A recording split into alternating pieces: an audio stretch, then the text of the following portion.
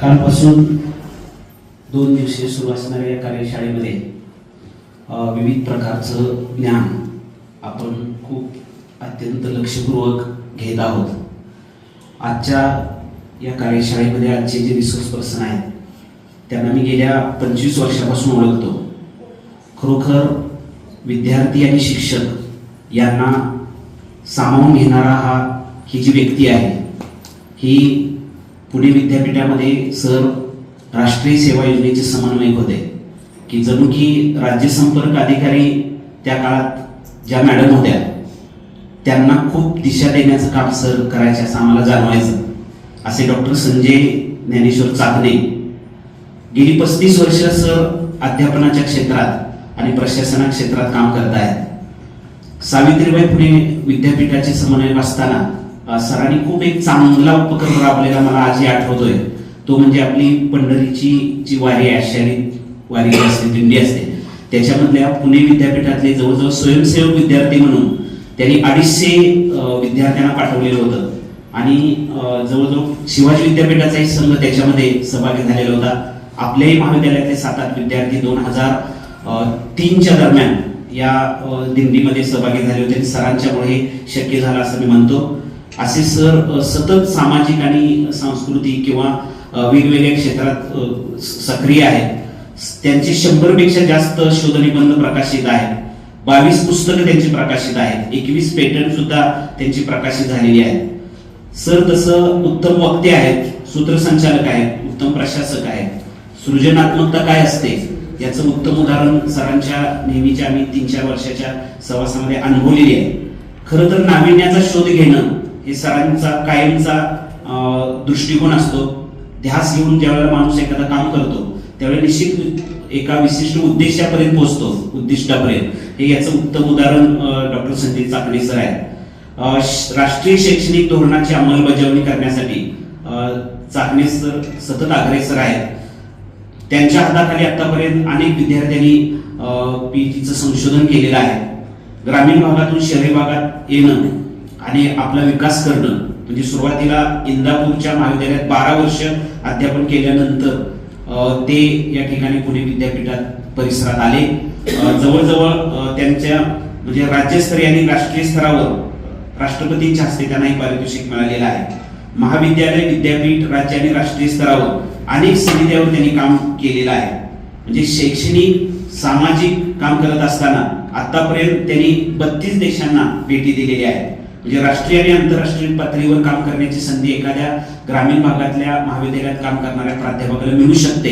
हे याचं उत्तम उदाहरण सरांच्याकडे पाहिल्यानंतर लक्षात येतं. आज सर पुणे येथील खडकीच्या महाविद्यालयामध्ये प्राचार्य म्हणून काम करतात आणि आपल्याकडेही ते आपल्या महाविद्यालयात त्यांनी भेट दिली. त्यांचं मी पुन्हा एकदा स्वागत करतो आणि खूप एक चांगली व्यक्ती म्हणून मी त्यांच्याकडे आम्ही आणि डॉक्टर आमचे संजय ठिगळे सर यांचा आणि त्यांचा सहवास लाभलेला होता. बारामतीला झालेलं अधिवेशन आजही मला सर आठवतं. सरांनी पुणे जिल्ह्यामधल्या बारामतीच्या म्हणजे विद्याप्रतिष्ठानमध्ये त्यांनी राज्यस्तरीय पूर्ण शिबिर NSSचं घेतलेलं होतं. असं एक सामाजिक आणि शैक्षणिक बांधिलकी जपणाऱ्या व्यक्तीला आपण ऐकणार आहोत. पुन्हा एकदा सरांचं स्वागत करू. आजचे माझे 2 टॉपिक आहेत. पहिला टॉपिक आहे IDPG म्हणजेच इन्स्टिट्यूशनल डेव्हलपमेंट प्लॅन आणि दुसरा जो असणार आहे तो रिसर्च बेस्ड पेडागॉजी टूल असा विषय आहे. खरं तर दोन्ही विषय मोठे आहेत पण आपण तरी संक्षिप्त करून ते सांगूया. माझा आवाज येतोय का जरा फाटतोय? नाही. ओके. मी इथून हल्लं तर झाला तुमचा कॅमेरा ओके. हो हो.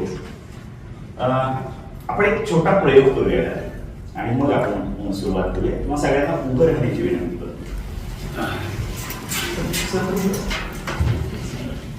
थोडा अंतर घ्या. This was taught in 5th class. वर्गात शिकवलेलं जगण्यामध्ये उपयोगात येत नाही याचंही उत्तम उदाहरण. हा माझा किमान 100वा प्रयोग आहे. मी लंडन स्कूल ऑफ इकॉनॉमिक्स मध्ये फिजिक्सच्या प्राध्यापकांच्या कॉन्फरन्समध्ये पण हा प्रयोग केला होता. ते पण असंच म्हणतात की ते थोडंसं वेगळ्या यार्डमध्ये म्हणतात इंचात बोलतात, आपली भाषा वेगळी. काही जण असं सांगतात की इतकं पुढे गेलं. लक्षात येते मुद्दा? तुम्ही चुकला हे सांगण्याचा उद्देश नाही. उद्देश शिक्षण आणि डे टू डे लाईफ याच्यातलं अंतर. म्हणजे आपल्याकडे नेहमी असं सांगितलं जातं की फिजिक्सच्या पोराला ट्यूबलाईट लावायची म्हटलं तर तो म्हणतो नको नको, शॉक बसला तर. किंवा नेहमी आपल्याबद्दल ओरड आहे, आपल्याबद्दल म्हणजे शिक्षणाबद्दल. आपण म्हणजे नॉट यू अँड मी, की कॉमर्सच्या मुलाला तो डीआर आणि सीआर मधला फरक नाही सांगताय. फरक म्हणजे काय? त्याला जर म्हटलं ना की सीआर म्हणजे क्रेडिट समजू शकतो, डीआर म्हणजे मग डेबिट डीबी का नाही, तर नाही सांगताय.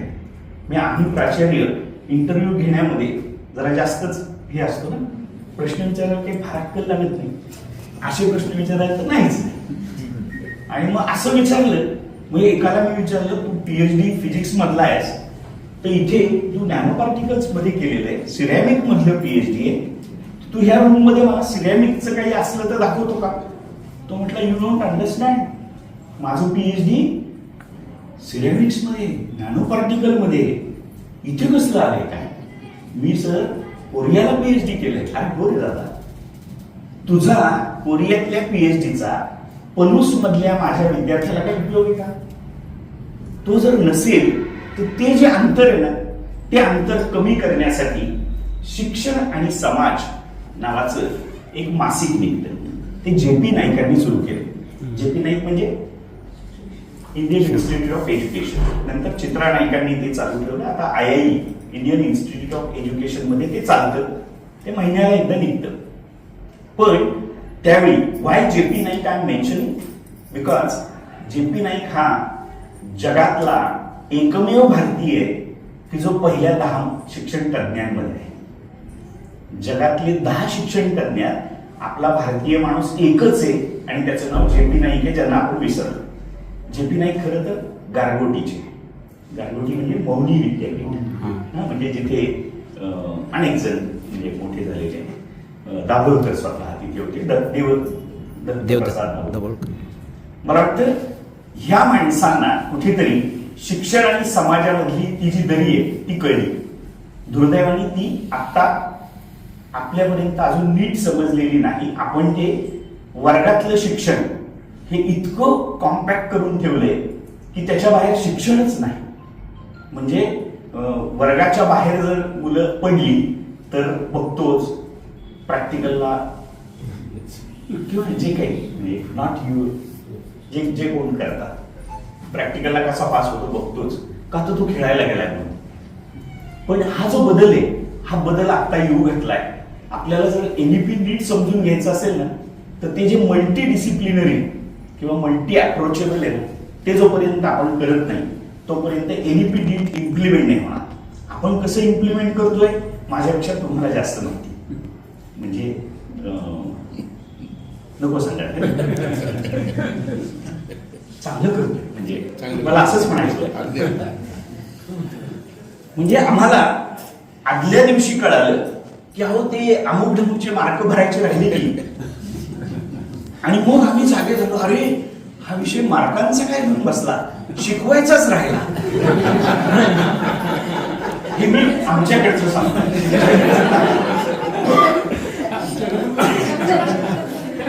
आणि मग जागे झालो, आणि मग रात्रीतनं काय करायचं, मग मार्क भरायला परवानगीला पत्र दिलं, मार्क भरायला. मग एका रात्रीत आम्ही IPS केलं, Indian knowledge system in 1 day. आणि आम्ही म्हटलो की येस, सगळी पोरं सगळ्यांना उत्तम युनियन आणि म्हणजे न्यूटन भाभा इनिशिएटिव्ह असं म्हणजे इंडियन टेक्स्ट, इंडियन कॉन्टेक्स्ट आणि युरोपियन कॉन्टेक्स्ट यांचं मिलाप करून आपण हे केलेलं आहे. ही सुरुवात करण्यापूर्वी पहिला विषय येतो, what is research in your mind. संशोधन म्हणजे काय ते लोट टाका कोणीतरी please. Thank you. What is research?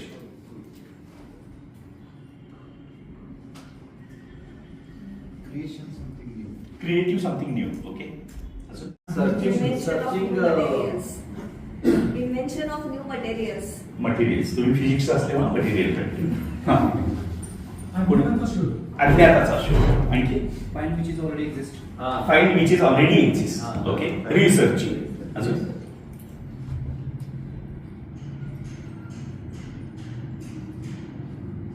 जुन्या गोष्टी तपासून त्याच्यामध्ये नवीन भर घालण्याचा प्रयत्न. जुन्या गोष्टी तपासून नव्या गोष्टींचा त्याच्यात भर टाकणे. Okay. And what is pedagogy? दुसरा शब्द आहे. कुणी ऐकलाय का हा शब्द? एनईपी मध्ये म्हणजे नॅशनल एज्युकेशन पॉलिसीमध्ये खूप पेडागॉजीचा उल्लेख आहे. विशेषतः 7 pedagogies are mentioned there. One of the pedagogy is research pedagogy. So what do you mean by pedagogy? अध्यापन शास्त्र. ओके. अजून एनईपी मध्ये त्याला लर्निंग टीचिंग प्रोसेस असं म्हटलंय. टीचिंग लर्निंग नाही बरं का, लर्निंग टीचिंग मेथड. आपण इतके दिवस नुसतं शिकवत होतो, आपण लर्निंगचा विचार नव्हतो करत. आता लर्निंग टीचिंग म्हणजे ये हृदयीचे ते हृदय पोचले का? मी बोंबलतो इथे, पण ते गेलंय का इथपर्यंत? आणि there are no indicators. Problem is की यांना किती कळलं? मी तीच गोष्ट 45 मिनिटं, 50 मिनिटं, 55 मिनिटं, 1.5 तास शिकवतोय. आता 1 तास. ह्या 1 तासात यांना किती कळलं आणि मॅडमला, पाटील मॅडमला किती कळलं? ह्याचे काही इंडिकेटर्स आहेत का? काय इंडिकेटर्स आहेत? परीक्षा पद्धती, परीक्षेचे मार्क 95% पडलं तरी ते म्हणतात म्हणजे 98.2% पडले म्हणून आत्महत्या केली होती फर्ग्युसनच्या एका मुलाने. 10 वर्षापूर्वीची गोष्ट. आणि 35% पडले म्हणून पेढे वाटणारं पोरगं. सर मग हे कुठे तोलायचं ह्याचं? So what are the indicators of learning? Indicators म्हणजे काय की ह्याला नक्की समजलंय का नाही? पूर्वी एक बरं होतं, डोळ्यात डोळे घालून शिकवलं की पोराला कळलंय की नाही हे कळायचं. आज पोरच एवढी सैराट आहेत की आपण किती जीव तोडून शिकवा त्याचं लक्ष भलतीकडेच. भलतीकडे ते वय वेळ आहे, त्या वयात आपण त्याला बाहेर नाही काढू शकलेलो आज. आणि म्हणून कुठेतरी ही लर्निंग टीचिंग प्रोसेस आपल्याला समजून घेतली पाहिजे. लर्निंग इज की त्याचं किती शिकणं झालंय, आपण शिकवलं किती ह्याला नाही महत्व. आता महत्व कशाला आलंय तर म्हणजे सर मगाशी दौंडकर सर मला असं सांगत होते की त्यांची बसण्याची जी पद्धत आहे ना, तुम्ही MSMBA ला कधी गेला तर सिटिंग अरेंजमेंट ही गोल आहे. आजही आपण हे डिस्क्रिमिनेशन बदलू शकलो नाही. स्टाफ मध्येच विद्यार्थ्यांमध्ये कधी बदललं ना. माझ्याकडे US एक बाई आल्या होत्या ज्या एज्युकेशन मध्ये PhD करत होत्या आणि त्यांना SMS सेवा आम्ही त्यावेळी वापरायचो आणि वेदर फॉरकास्टिंग सगळ्या इंदापूरकरांना आम्ही सांगायचो. त्याच्यासाठी आम्हाला पारितोषिक मिळालं होतं डिजिटल इंडियाचं. तर त्यासाठी त्या बाई आल्या होत्या. तर गेल्या गेल्या वर्गात त्यांनी बघितलं मुली एका बाजूला बसल्या, मुलं एका बाजूला बसले. तेवढे वाय सच डिस्क्रिमिनेशन? हे कसं काय लर्निंग होणार नाही? आधी उठान सगळे एकत्र बसा. मुली आपल्याला लाजल्या, टीव्हीच्या मुली की नाही आम्ही कसं बसणार. आणि मग शिक्षकांकडे आम्ही मिटिंग घेतली. शिक्षक आणि शिक्षिका पण अशाच बसल्या. मग ते म्हणाले की यू कॅन चेंज, कारण तुम्ही शिक्षकांना बदलू शकले नाही. इथे MSMBA मध्ये जर गेला तर तिथे बसण्याची पद्धत आहे, बसण्याची गोल बसण्याची पद्धत आहे आणि देर इज नो डिस्क्रिमिनेशन. म्हणजे महिला आणि पुरुष एकत्र बसतात, हे ग्रुपच तसे केले जातात. दौंडकर सर सांगतील तुम्हाला त्यांच्या याच्यावर. इथून सुरुवात होते. सुरुवात कुठून होते म्हणजे मुळात ज्यांनी कोणी कन्या शाळा वेगळ्या करायचा डोक्यात आणलं ना, तिथून चूक झाली. लक्षात घ्या मला काय म्हणायचं. कन्या शाळा वेगळ्या झाल्या सुरुवातीला नव्हत्या, नंतरच्या काळात त्या वेगळ्या झाल्या आणि आता पुन्हा एकदा को एज्युकेशन बद्दल बोलायला सुरुवात झाली. लर्निंग प्रोसेस ही कुठे आहे? इथून. तुम्ही जर माझ्या शाळेत आला, आम्ही शाळा पण चालवतो, 11 युनिट्स आहेत आमची. त्या शाळेमध्ये आम्ही अशी बसण्याची व्यवस्था केलेली आहे. तर मुलं मुली एकत्र आम्ही जेव्हा पहिल्यांदा केली तेव्हा विशेषतः शिक्षकांकडनं प्रचंड विरोध झाला. ज्या गोष्टीला विरोध होतो ती गोष्ट कमालीची चांगली असते. प्राचार्य म्हणून मला जर दिवसभरात काहीच विरोध झाला नाही तर माझा दिवस वांझोटा गेला असा मानणाऱ्याचा मी आहे. मजाच नाही आली यार. काही मजा नाही. माझं नेहमी असं असतं, नवीन जर आयडिया असेल तर माझी काही आकाशवाणी सेंटर्स ठरलेली आहे, त्यांना सांगायचं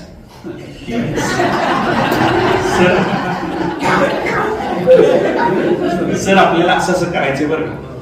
तो म्हणतो, तो आपल्याला तोंडावर हो म्हणतो, प्राचार्याची उजरीगिरी करावीच लागते ना त्याला, किंवा त्याचा तो स्वभाव असतो. आणि बाहेर जाऊन तो जे बोंबलतो ना ते फार भन्नाट असतं. मग ते बसलंय तिथं, त्याला काय अक्कल काय इथून सुरुवात. आणि मग ते जे असतं तो विरोध मोडून काढणं म्हणजे खरं तर बदल घडवून आणणं, ऍटिट्यूडनल चेंज. ऍटिट्यूड बदलायचा असेल ना तर मुळात मानसिकता बदलवणं इथून सुरुवात होते. Next please.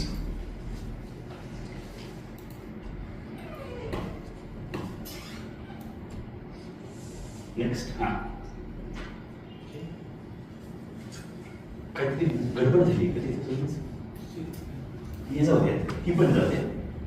हा, ही वरची. तुला मुलगा आवडत नाही का तो?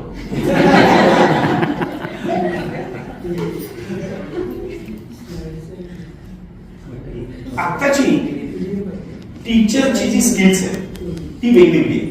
आणि ती स्किल्स ही आहे की टीचर हा टेक्नॉलॉजी एन्थुझियास्ट पाहिजे. तो असं म्हणून चालत नाही की मी फेसबुक वापरत नाही, मी इन्स्टा वापरत नाही, मला रील्स नाही करता येत, असं म्हणून नाही चालत. मुलांना जे आवडते ते आपल्याला, अर्थात 24 तास फेसबुकच करा असं मला अजिबात म्हणायचं नाही, पण तो त्याला माहित पाहिजे. आपल्या दृष्टीने काय की मला एलएमएस वापरता येतं का? LMS is a learning management system, ज्याला BBB असं. ती जर मला माहित नसेल, जी म्हणजे ज्याला लेटेस्ट काय आहे सध्या आपल्या एज्युकेशन मधलं, तर एलएमएस सिस्टीम एकदा शिकवलं ना तर पुन्हा शिकवत बसायचं नाही. तुम्ही महाज्ञानदीप नावाचं जे आता महाराष्ट्र शासनाने म्हणजे आदरणीय चंद्रकांत दादांनी हा शब्द कॉइन केलेला आहे, महाज्ञानदीप. हा पूर्वी त्याला महास्वयं म्हटलं गेलं. महाराष्ट्राचं स्वयं हे केंद्र सरकारचं आहे. स्वयंवर तुमच्यापैकी कोणी जर रजिस्टर्ड नसेल तर माझी विनंती की रजिस्टर करा, मग महास्वयंला करा, महाज्ञानदीपला कंपल्सरी करा. आणि म्हणून टेक्नॉलॉजी इन्थुझियास्ट तो त्या एलएमएस वर प्लॅटफॉर्मवर आहे. तुमचं एलएमएस नसेल आणि कॉम्प्युटर सायन्स डिपार्टमेंट तुमच्याकडे असेल तर develop your on LMS system. म्हणजे तुम्हाला टेक्नॉलॉजी हे इनोव्हेटिव्ह असला पाहिजे, त्याला काहीतरी इनोव्हेटिव्ह पाहिजे, कमिटमेंट असली पाहिजे, प्रिपरेशन्स करता आली पाहिजे. म्हणजे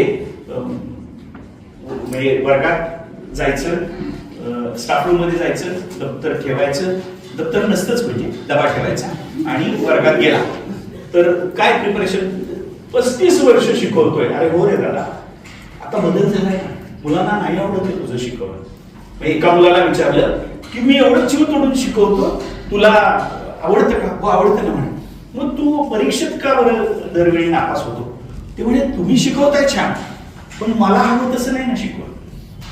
विद्यार्थ्याचं उत्तर काय? मला हवं तसं शिकवत नाही.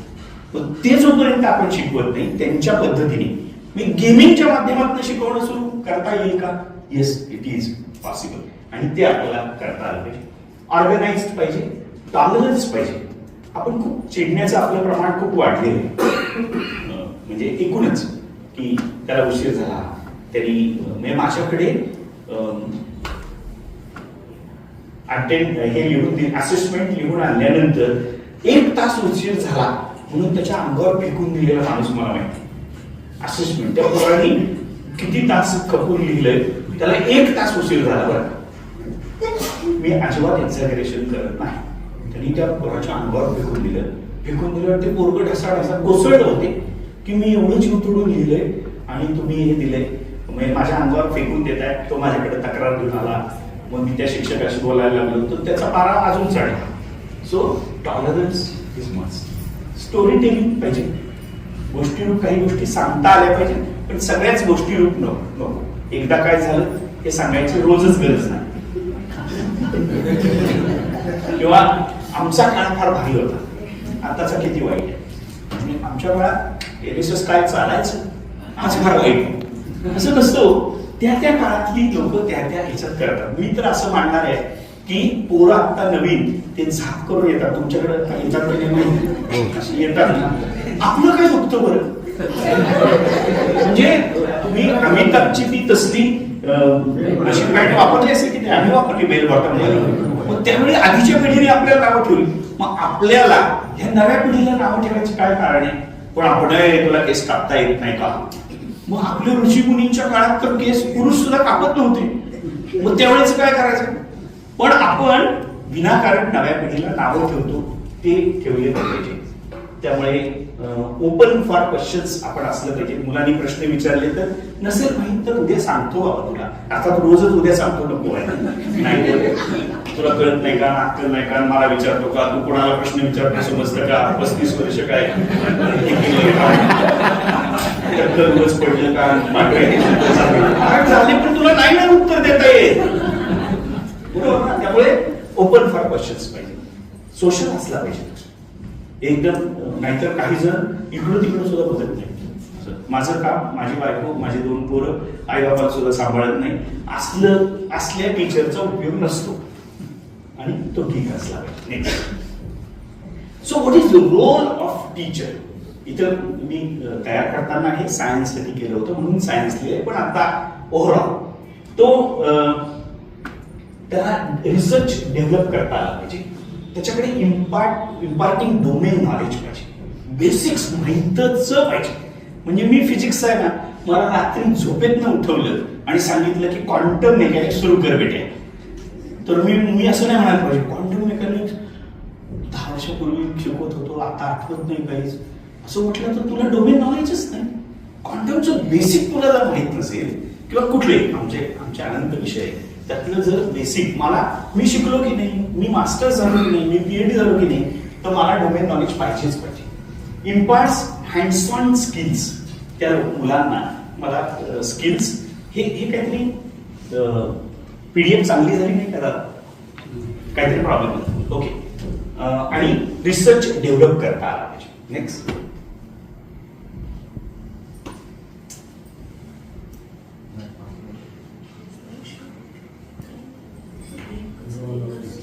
तुम्हाला पण वाचता येते?